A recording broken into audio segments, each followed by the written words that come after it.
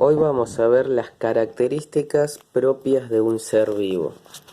Para empezar, un ser vivo tiene organización compleja.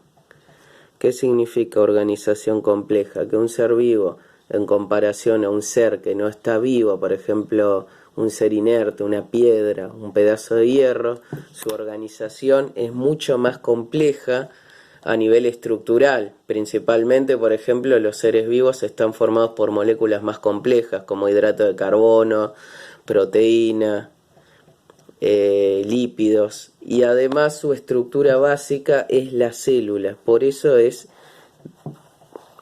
una de las características la organización compleja. Por otra parte, responden a estímulos. Responden a estímulos. ¿Qué significa? Que todo ser vivo frente a un estímulo, por ejemplo, una planta frente al estímulo del sol, realiza fotosíntesis, como por ejemplo. Otro ejemplo, mediante un estímulo de temperatura y de cambios lumínicos en una planta y de estacional, produce, por ejemplo, la floración de un determinado tipo de planta. Homeostasis. Todos los seres vivos tienen la característica de mantener un equilibrio interno para poder mantener la estructura corporal, para mantener todas sus funciones fisiológicas en un normal funcionamiento. Por ejemplo, la mayoría de los seres vivos necesitan, por ejemplo, una temperatura de 36,6 grados para funcionar.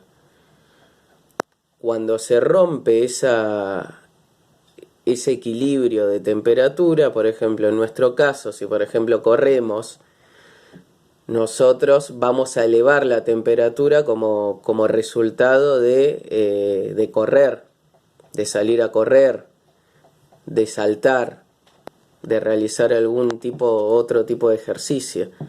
Bueno, ese cambio de temperatura va a producir un elevamiento de esa actividad va a producir un elevamiento de la temperatura corporal. Entonces, como consecuencia, el cuerpo, ¿qué va a hacer? Va a transpirar para que esas gotitas de transpiración se evaporen y traten de regular la temperatura. Bueno, ese es uno de los ejemplos de mecanismos de homeostasis que tiene el cuerpo. Entonces, la temperatura internamente se va a tratar de mantener siempre a 36,6 grados. Por otro lado, intercambian materia y energía con el medio. ¿Qué significa? Que los seres vivos van a interactuar con la materia externa. Por ejemplo, un perro que come un pedazo de carne va a incorporar un tipo de materia y esa materia la va a utilizar para realizar sus funciones vitales y le va a dar al medio externo otro tipo de materia. Esa materia, por ejemplo, puede ser la transpiración que produce, la materia fecal, la orina. Todos esos componentes se produjeron, por ejemplo, como producto de esa materia que incorporó del medio externo. Por otro lado, la energía también, como consecuencia, por ejemplo, de un perro que está en el medio del sol, en el medio de los rayos lumínicos, esa energía solar la absorbe y, bueno, como consecuencia va a producir un intercambio de temperatura entre la temperatura externa e interna que tenga el perro. Crecimiento.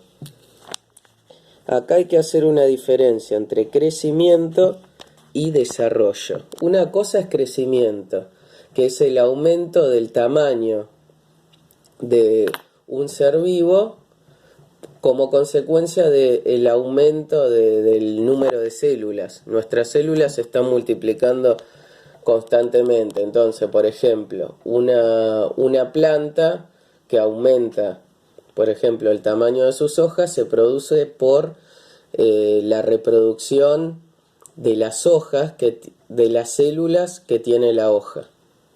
Eso es crecimiento. Y este crecimiento tiene que ser armónico. Un perro, por ejemplo, no puede crecerle una pata primero y después la otra pata con diferentes tipos de tamaños. Tiene que ser un tamaño armónico entre una pata y la otra. Eso también es otra característica de los seres vivos, que es el crecimiento armónico.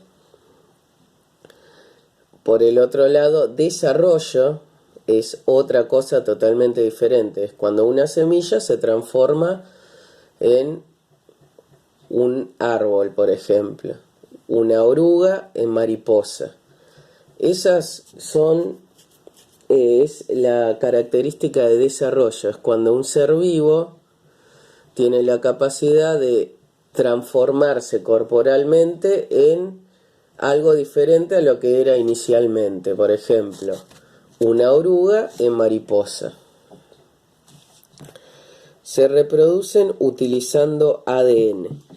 ADN, ¿qué sería? Es una molécula que transmite información hereditaria de una generación a otra y es un ácido llamado ácido desoxirribonucleico. Entonces, este ácido se va a heredar de una generación a otra mediante el proceso de reproducción y le van a dar las características semejantes a los padres. Y después, por último, los seres vivos evolucionan. ¿Qué significa los seres vivos evolucionan? Significa que un ser vivo, una especie, se puede transformar a lo largo de millones de años en otra especie totalmente diferente. Ese es el proceso de evolución.